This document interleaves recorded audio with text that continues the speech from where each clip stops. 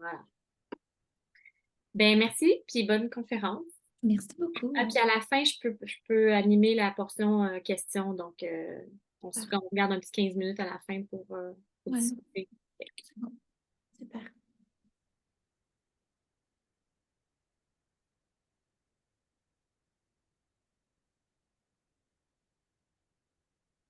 Bonjour, bonjour.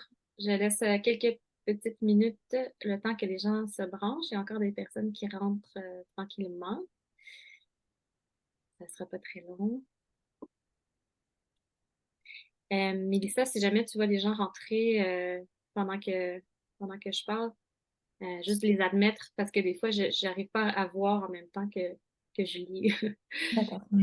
Ben, bonjour tout le monde. Je vais me présenter. Moi, c'est pour les personnes qui ne me connaissent pas. Je m'appelle Kate Bouchard. Je travaille à l'Institut Santé et Société de l'Université du Québec à Montréal depuis quelques temps maintenant.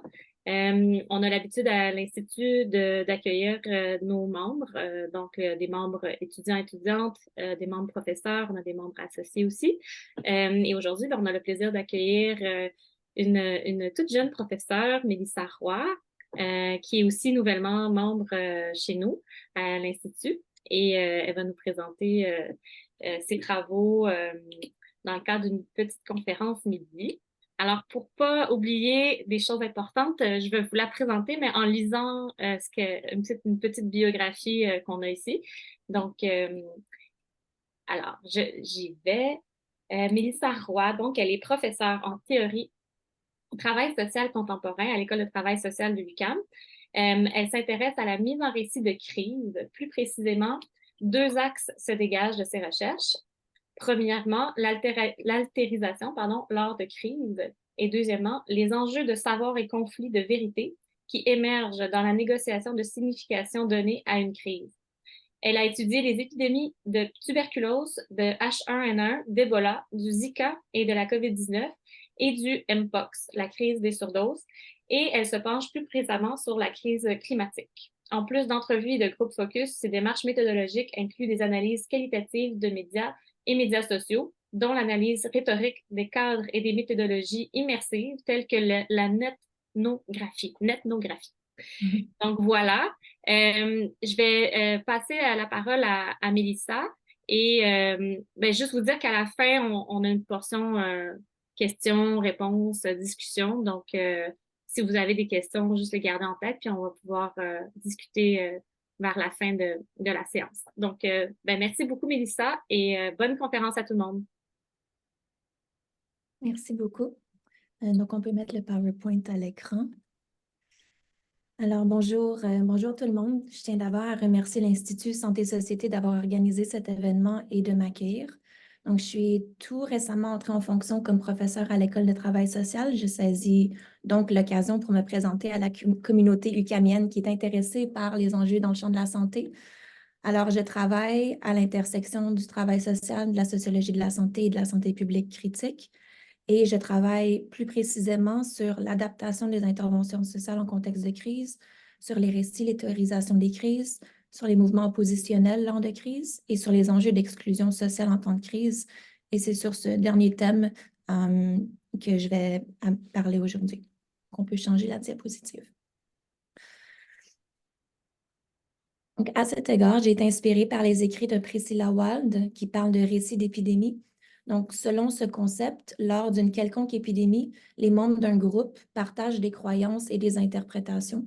Et ces dernières sont souvent structurées en un récit linéaire qui fait intervenir des éléments comme l'ampleur perçue de l'épidémie, la perception de ses causes, les ressources à déployer, les interventions à prioriser et aussi les cibles sur lesquelles on projette une responsabilité ou dans lesquels on investit de l'espoir. Ces récits d'épidémie n'incluent donc pas que des éléments associés aux caractéristiques de la maladie et à ses conséquences directes. Ce sont des commentaires sociaux qui dépassent l'enjeu strictement épidémiologique. Et Paul Farmer montre justement que les récits d'épidémie sont ficelés dans le tissu social et qu'ils sont des sites de reproduction sociale et culturelle. Il parle de la géographie du blâme dans son livre AIDS and Accusation, et il utilise ce concept pour souligner que les dynamiques de blâme lors d'épidémies prennent appui sur des relations sociales, culturelles et politiques préexistantes. Et Laetitia Atlani-Duhaut s'est ensuite appuyée sur Farmer pour développer son concept de figure du blâme dans un article intitulé Blood Libel Rebooted.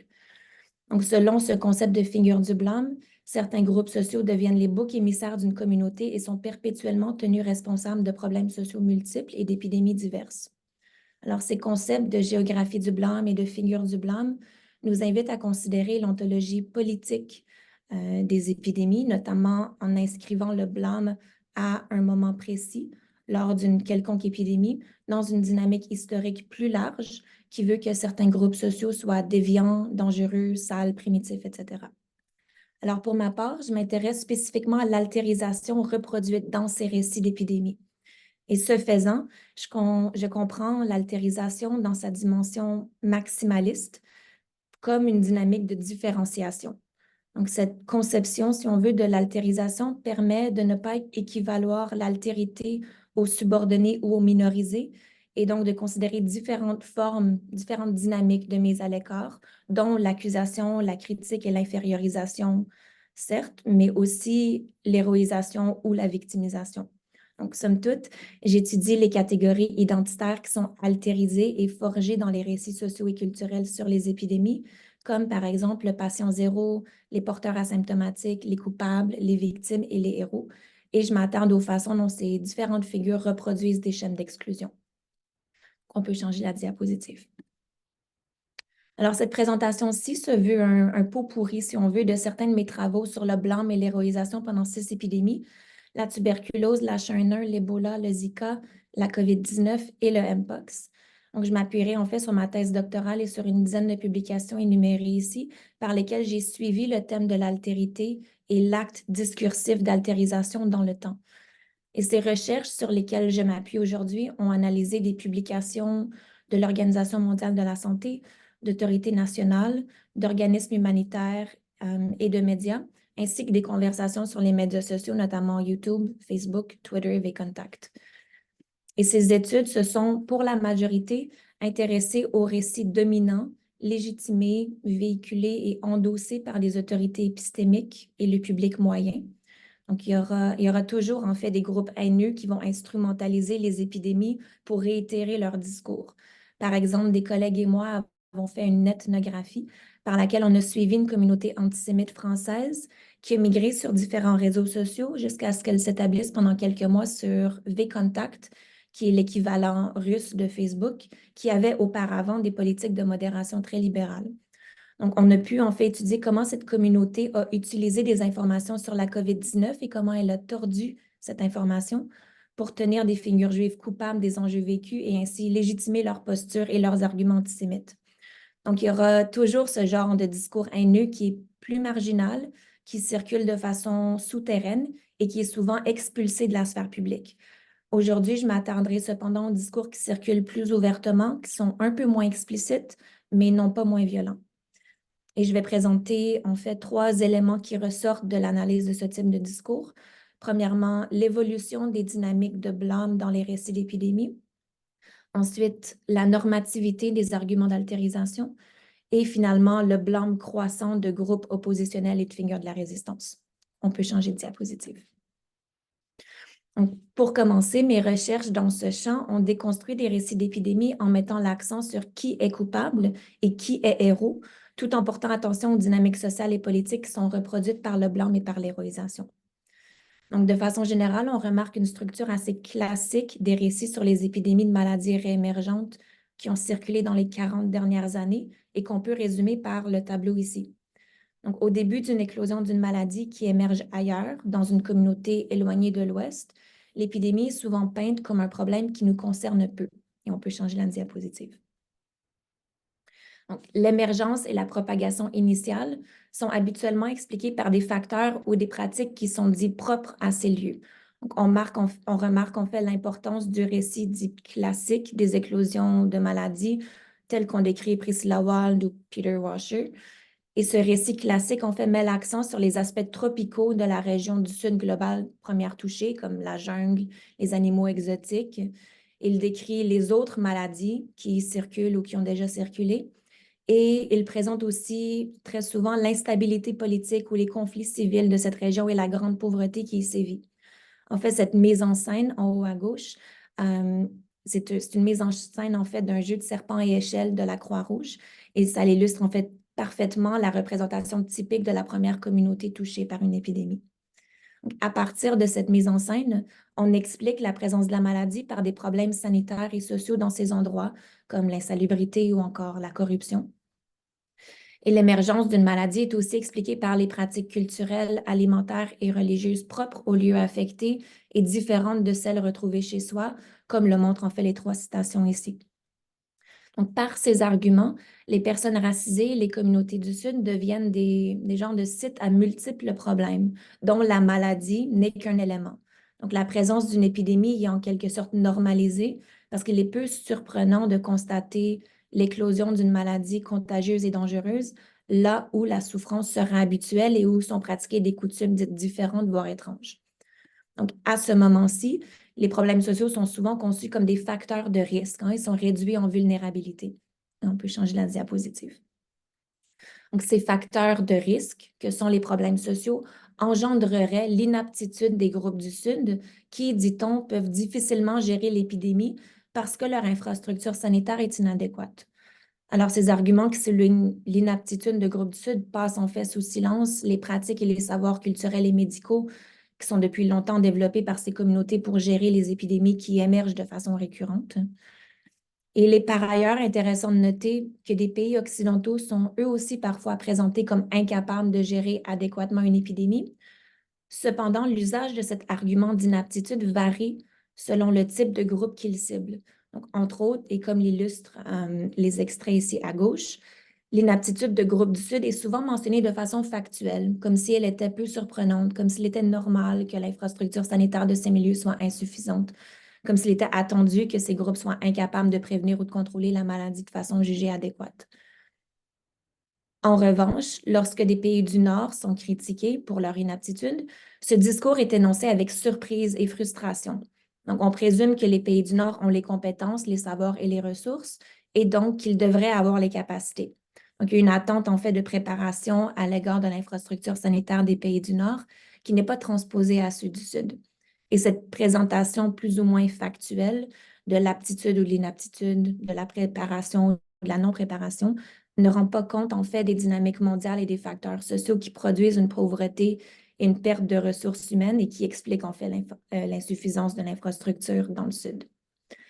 On peut changer de diapositive. Et par ailleurs, ces discours qui soulignent l'inaptitude de pays du Nord sont également nuancés par certains autres qui, eux, soulignent l'aptitude et la bonne préparation de ces pays occidentaux. Cette nuance de l'argumentaire sur la capacité n'est cependant pas présente dans les discours qui décrivent des groupes du Sud.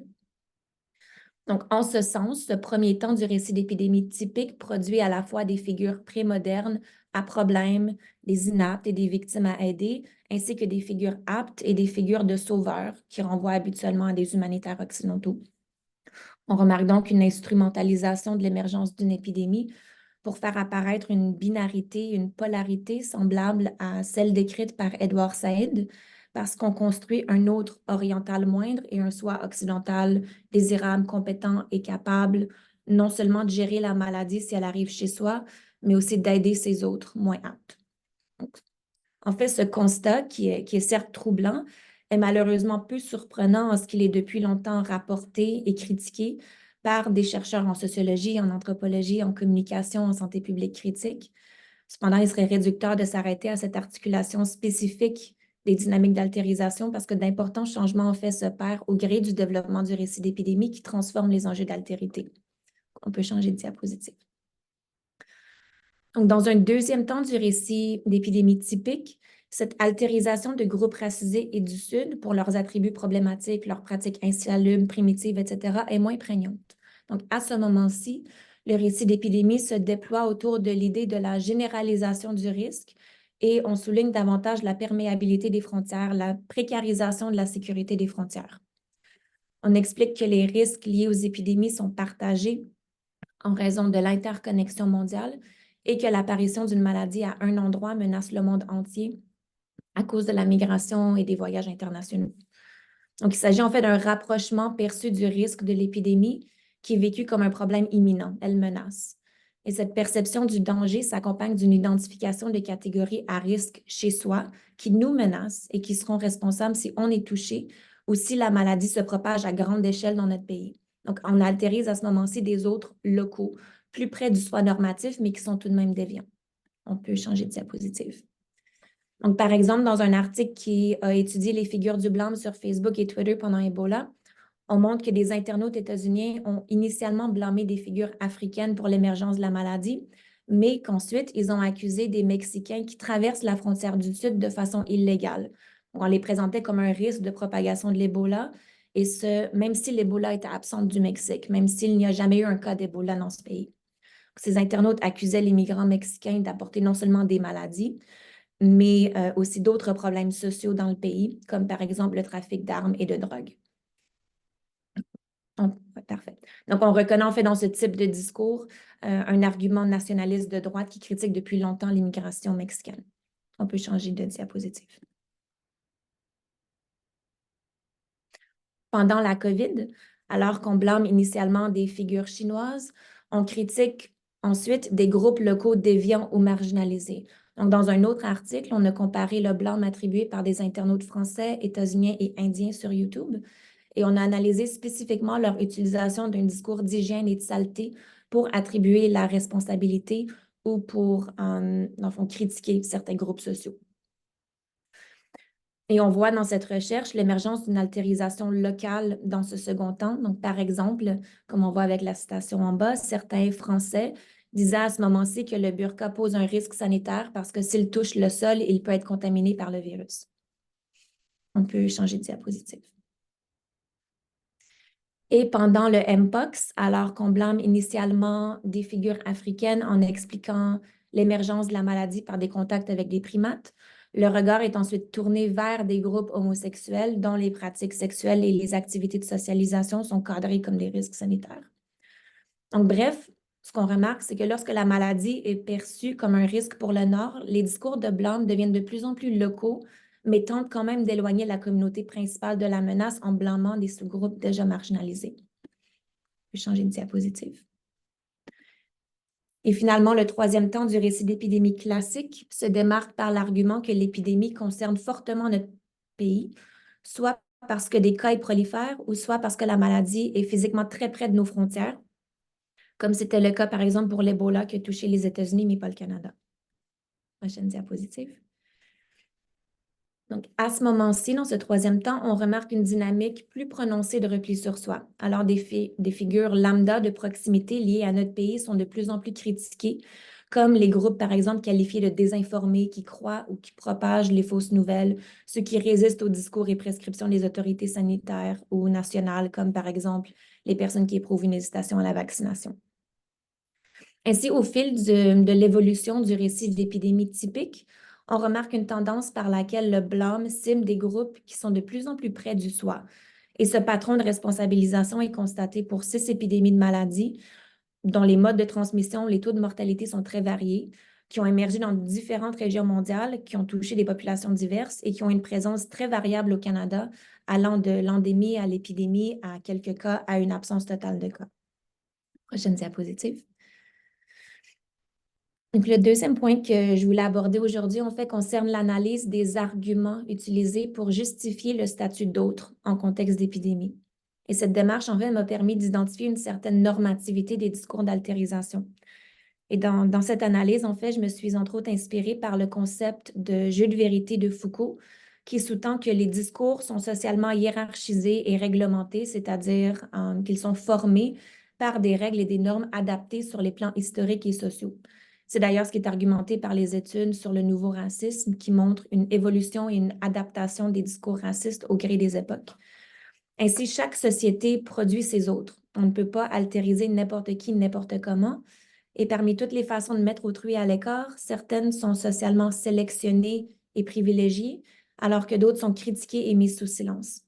Donc, ce faisant, je m'intéresse à la banalité, si on veut, dans l'altérisation, en portant attention aux groupes sociaux qu'on peut aisément mettre à l'écart et aux arguments par lesquels on peut aisément justifier le statut autre. Certaines de mes recherches se sont donc intéressées à la grammaire des discours d'altérisation en analysant les degrés d'acceptabilité et de contestation sociale de différents axes de catégorisation des groupes et différents arguments d'altérisation. Prochaine diapositive. Alors, si on s'attarde aux épidémies qui ont sévi dans les 15 premières années du 21e siècle, donc jusqu'au Zika, on remarque que peu importe l'épicentre, peu importe les populations principalement touchées, on critique surtout des groupes racisés, notamment ceux qui habitent ou qui émigrent du Sud. Prochaine diapositive. Cette altérisation est soutenue par des arguments qui présument une genre de nationalisation de l'immunité par laquelle on imagine une homogénéité relative du statut immunitaire de ceux qui appartiennent à une même nation, par exemple parce qu'on présume qu'ils ont participé aux mêmes campagnes de vaccination ou encore parce qu'ils seraient exposés à des pathogènes semblables. Alors, cette nationalisation de l'immunité s'associe à une construction biosociale d'un nous national qui partage des traits immunitaires et d'un eux habitant ou provenant d'un autre pays dont les traits immunitaires peuvent être différents des nôtres. Alors, cette conception de l'immunité nationalisée justifie la transformation de groupes étrangers et souvent racisés en une catégorie qui pose un risque pour notre sécurité et notre santé. Cette altérisation rend légitime les sentiments d'aversion envers des groupes immigrants, comme on le voit en fait avec les deux dernières citations dont les propos sont violents. Prochaine diapositive.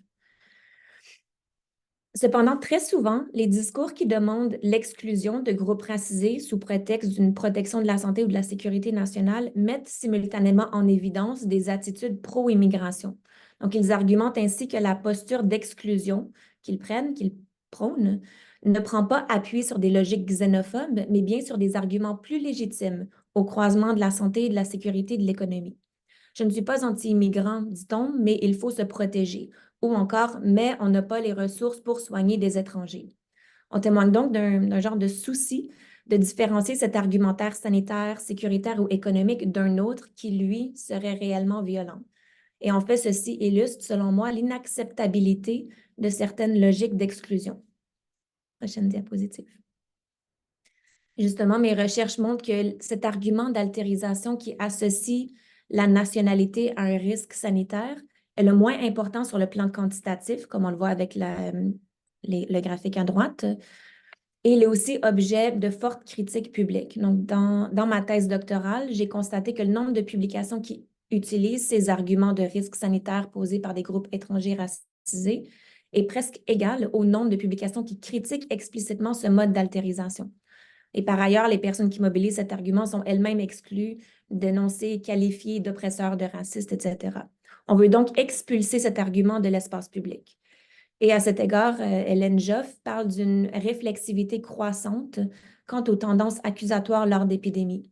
Selon elle, il est de plus en plus admis qu'il y a une récurrence de l'exclusion racisée lors d'épidémies et donc un certain travail est entrepris par les autorités sanitaires, mais aussi par le public pour atténuer cette réaction altérisante.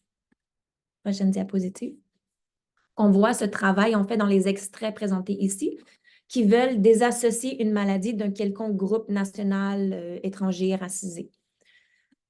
Cependant, ce travail de déstigmatisation ne mène pas à l'abolition de l'exclusion racisée, mais plutôt à une refonte des discriminations et à leur articulation via des canaux discursifs moins explicites et plus adaptés aux formes d'exclusion acceptables aujourd'hui.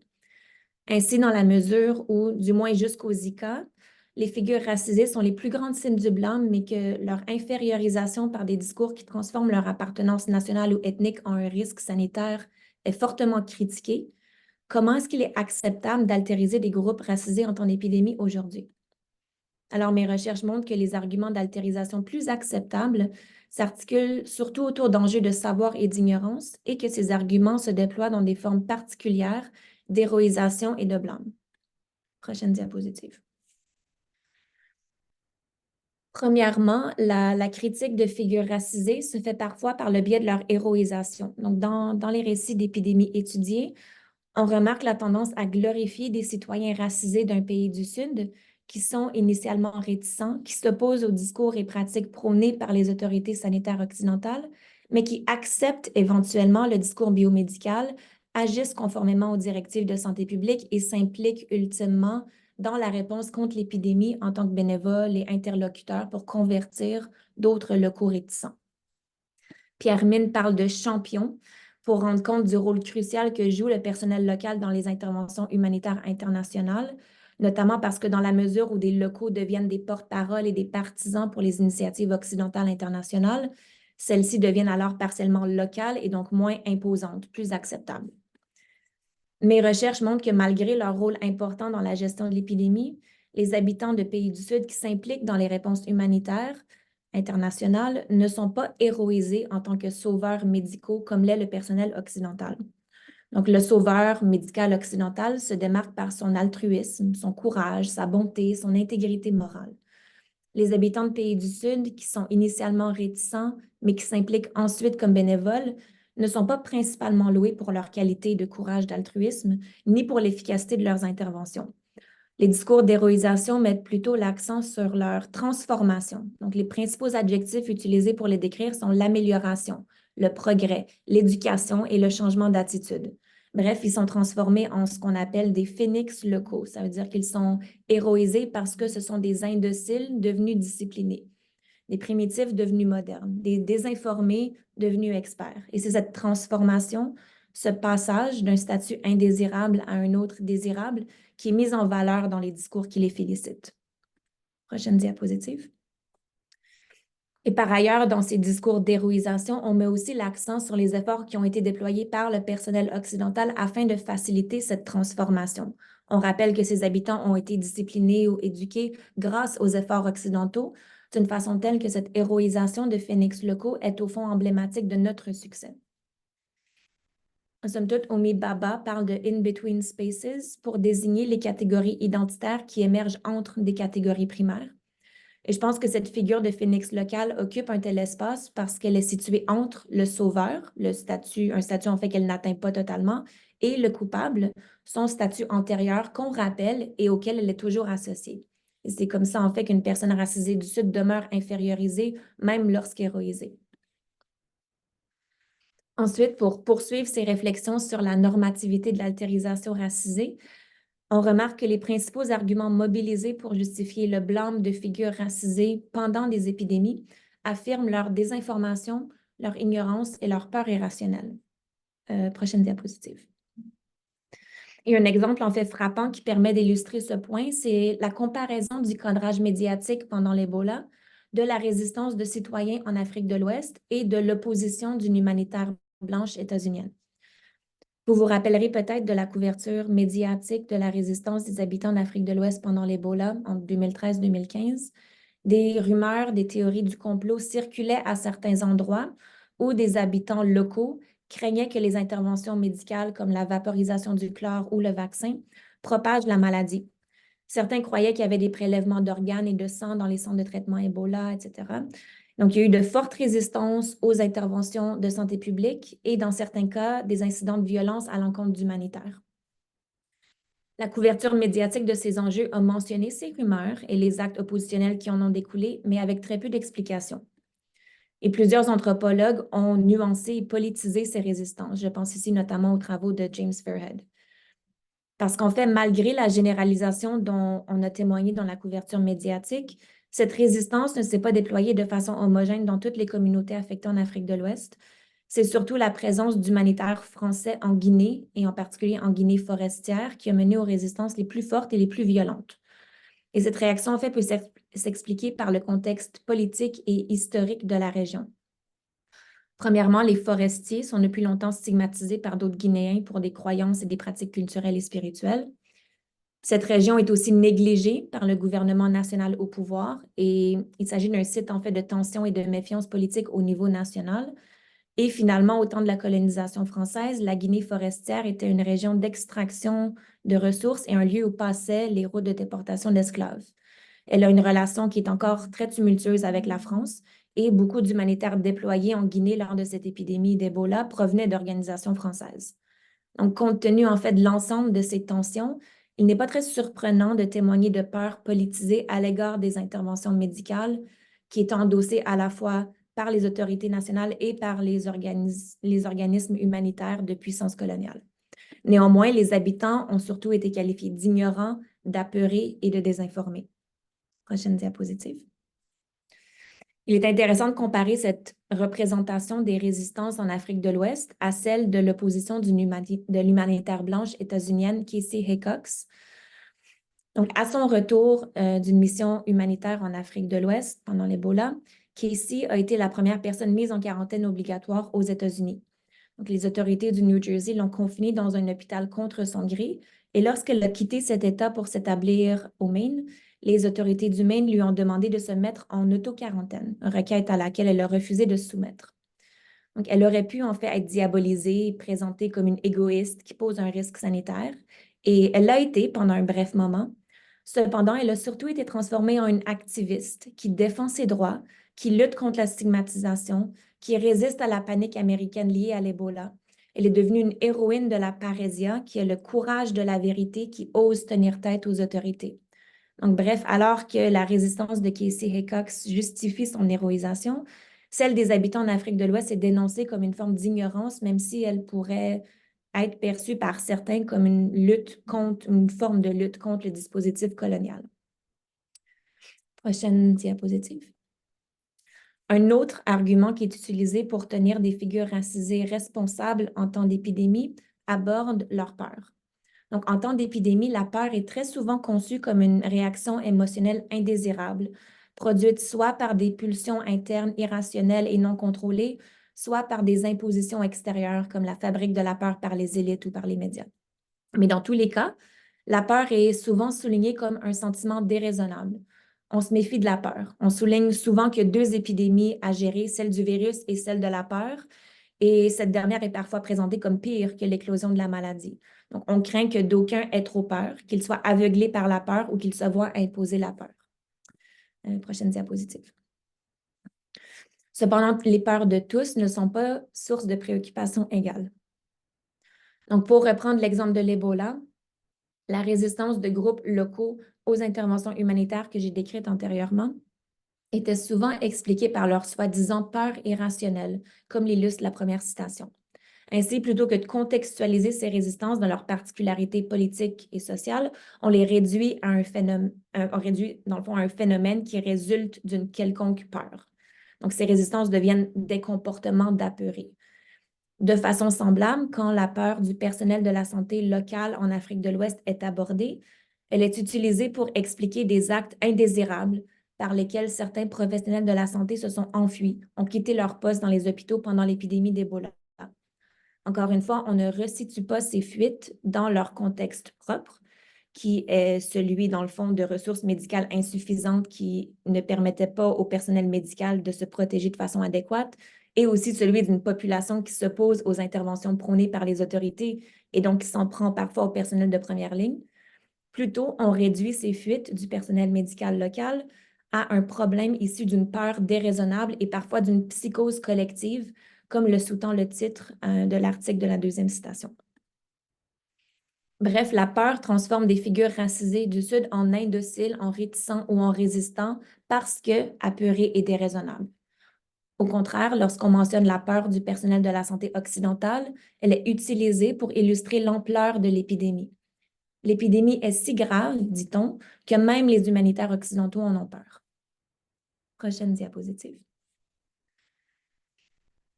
Bref, cette forme que prend le blâme des habitants de l'Afrique de l'Ouest pendant l'Ebola est représentative, selon moi, des discours d'altérisation normatifs qui semblent plus socialement acceptables. Donc, en fait, les trois arguments principaux utilisés pour blâmer sont l'ignorance, la désinformation et la peur irrationnelle. Prochaine diapositive. Ces façons dont il est permis d'exclure publiquement l'autre sont, je crois, symptomatiques d'un contexte où on se préoccupe d'une post-vérité.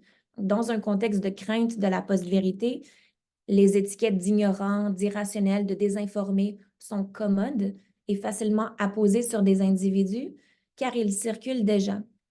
Cette forme d'altérisation se perd quotidiennement, comme en fait l'illustre cette campagne de dénonciation de discours anti-LGBTQ ici à Montréal, qui qualifie des personnes au discours haineux d'irrationnels.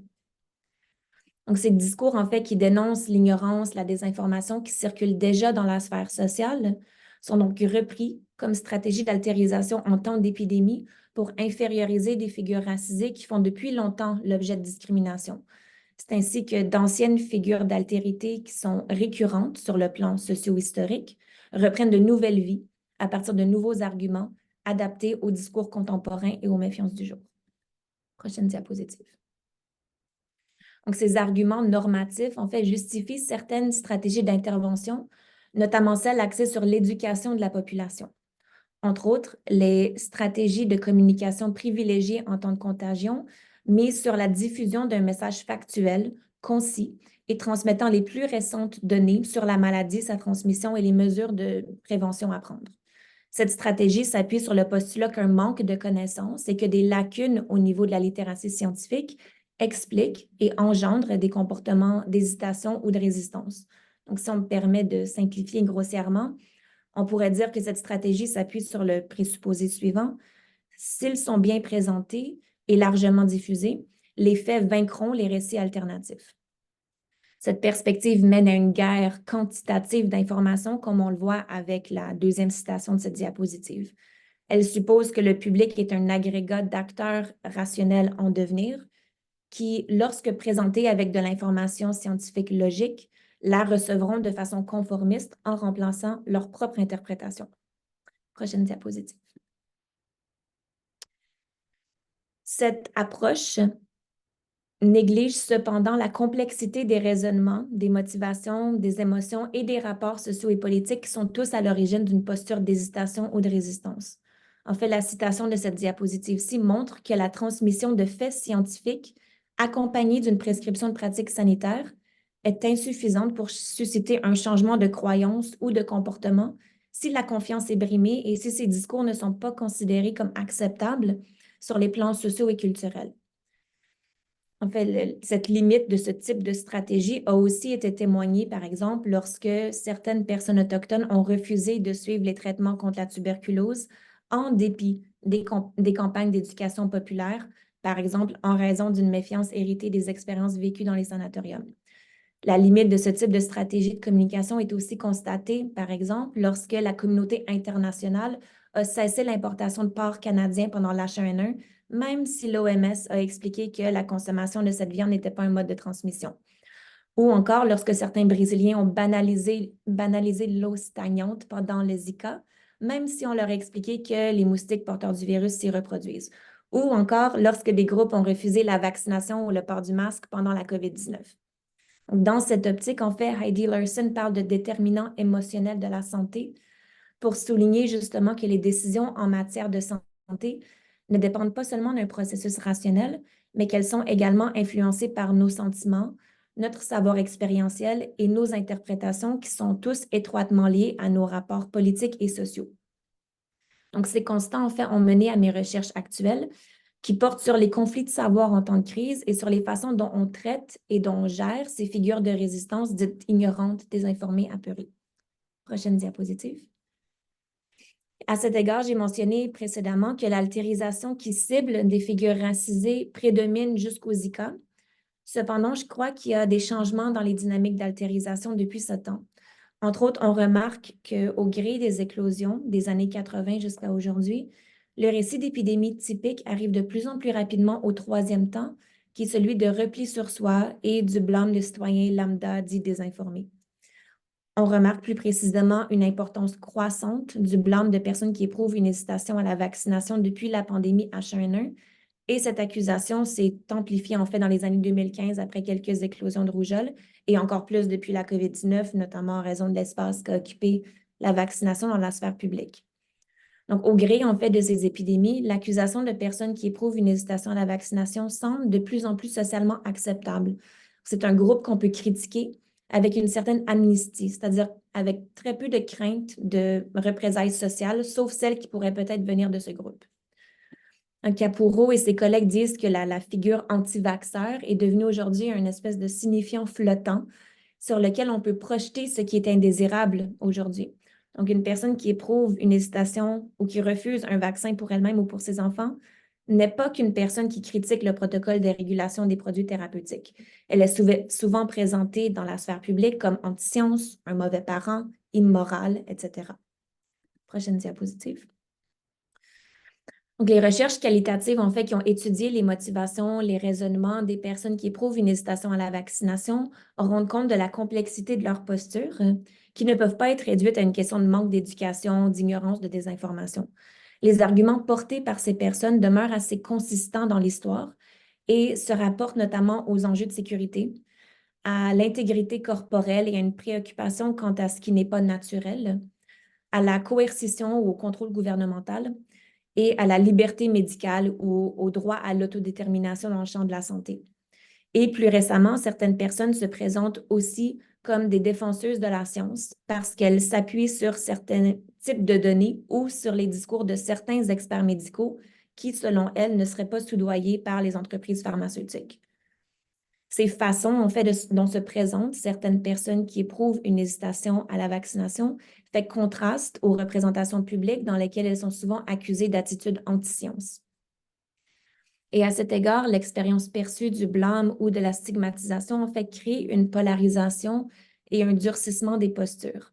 En fait, l'impression d'être invalidé, ignoré ou discrédité et le jugement social perçu sont les plus grands facteurs qui expliquent le passage d'une posture rhétorique d'hésitation à un acte plus extrême, si on veut, de refus de la vaccination. Donc, dans le cadre, en fait, d'un article intitulé Polarizing Figures of Resistance, qui est paru il y a 2 semaines dans la revue Critical Public Health, Harry Gansman et moi explorons, en fait, cette réaction au sentiment d'être exclu ou discrédité. Et on montre qu'en réponse à l'altérisation, les personnes qui s'opposaient aux restrictions sanitaires pendant la COVID-19 se sont présentées comme des victimes d'oppression et victimes de représentations injustes, ou encore elles ont riposté en accusant les groupes qui les critiquaient et en raffermissant leur posture. Donc, je poursuis en fait ces réflexions, si on veut, sur les réponses de figures de la résistance à l'altérisation perçue. Et j'étudierai sous peu la carrière morale de personnes qui éprouvent une hésitation à la vaccination. Donc, j'analyserai dans un premier temps les façons dont on problématise l'hésitation à la vaccination dans les médias canadiens et dans les médias sociaux. Et dans un deuxième temps, j'étudierai des trajectoires biographiques des personnes qui éprouvent une hésitation à la vaccination afin d'identifier des points de tournure qui mènent au changement dans leur rapport au vaccin. Et j'étudierai spécifiquement le rôle de l'expérience du jugement dans ces points de tournure en étudiant les façons dont les personnes perçoivent et naviguent ce jugement perçu. Donc, je pense en fait qu'une meilleure compréhension de cette expérience du jugement est un facteur clé qui pourrait peut-être nourrir les communications sanitaires pour éviter justement cette polarisation des postures. Donc, je m'arrêterai ici. Je vous remercie de votre écoute et j'ai hâte d'échanger avec vous. Merci, merci beaucoup, Mélissa. C'est vraiment très, très riche et très intéressant. Je vais laisser la salle poser une première question. J'en avais peut-être en tête aussi, mais je préfère laisser la parole à tout le monde qui est dans la salle. Est-ce que si vous voulez ouvrir vos caméras, on est 16 personnes en tout. Euh, si ça, si ça vous dit d'ouvrir vos caméras, c'est plus convivial. Mais est-ce qu'il y a quelqu'un qui voudrait poser une question à Mélissa, un commentaire ou lancer la discussion?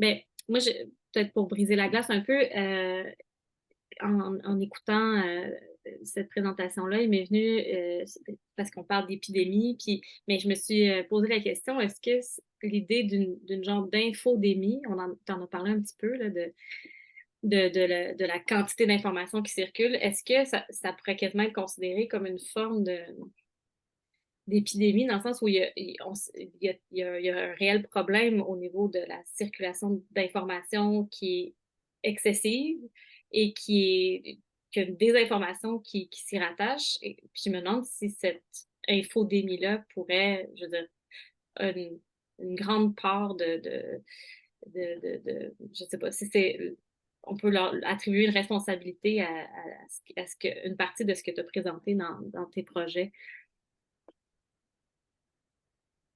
Ce qui est intéressant, ben, avec la question de l'hésitation à la vaccination particulièrement, c'est que cette question d'hésitation à la vaccination existe depuis l'avènement du premier vaccin. Donc, ça, en fait, c'est un phénomène récurrent sur le plan historique qui c'est certain, prend de nouvelles configurations avec les changements dans les modes de communication. Ce qui, je pense, si on s'en tient au phénomène de l'hésitation à la vaccination, quand on regarde au Canada spécifiquement, ce phénomène-là a pris de l'ampleur à partir à peu près des années 1960.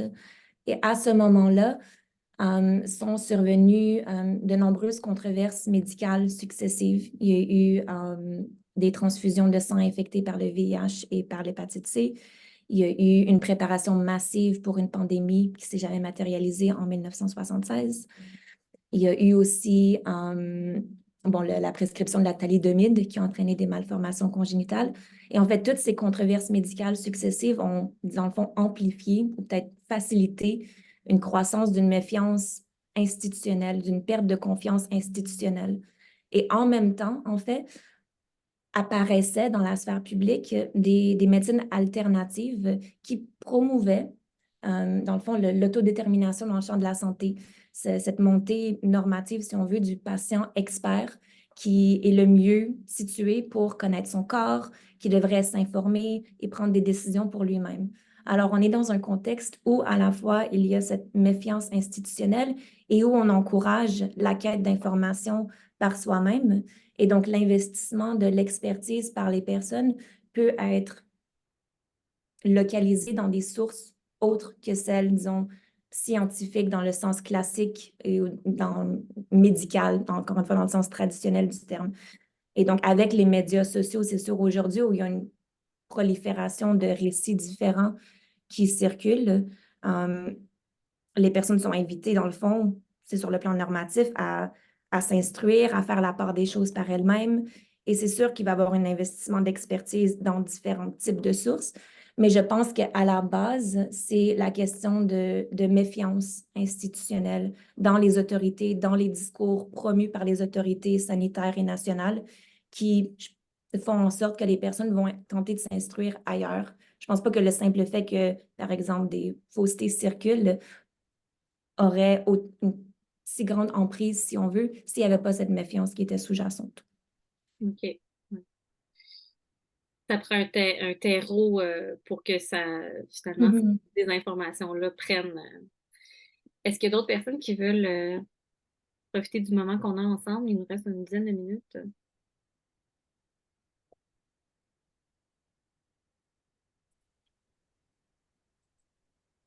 Moi, j'avais une question. Oui, je vois pas c'est qui parle, mais je l'entends, en tout cas. Entier, parle. Vous m'entendez bien? Oui, on vous entend. Je vois pas votre nom, je vois pas votre. Merci, Lisa, hein, pour cette présentation vraiment intéressante et très, très articulée, tout ça. Moi, j'ai bien apprécié aussi les extraits que tu as choisis, la diversité, autant du côté de la caricature que des textes, tout ça. Puis en fait, j'ai une question un peu méthodologique. Je me demandais, par rapport à tous ces récits-là qui ont explosé, quand tu nous parles des récits d'épidémie, juste en quelques mots, comment tu as fait pour choisir ton échantillon ou ta collecte de données de récits?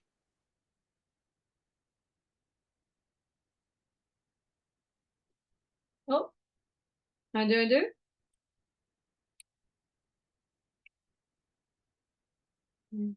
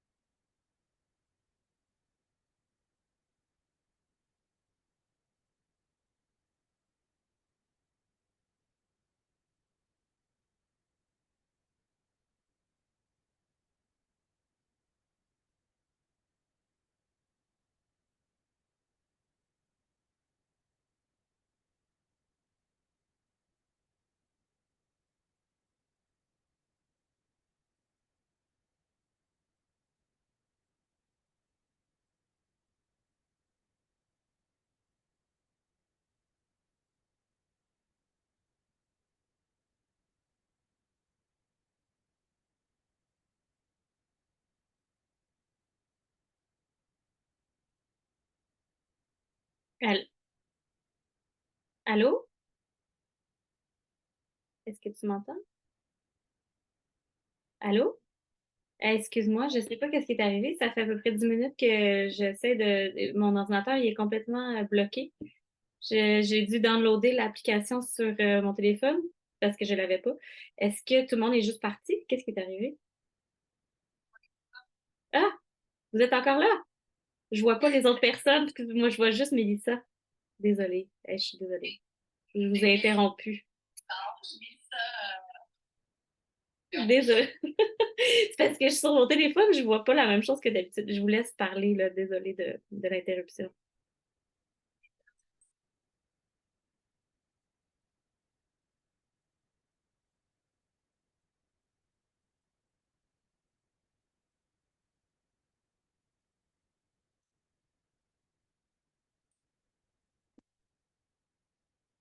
Oui,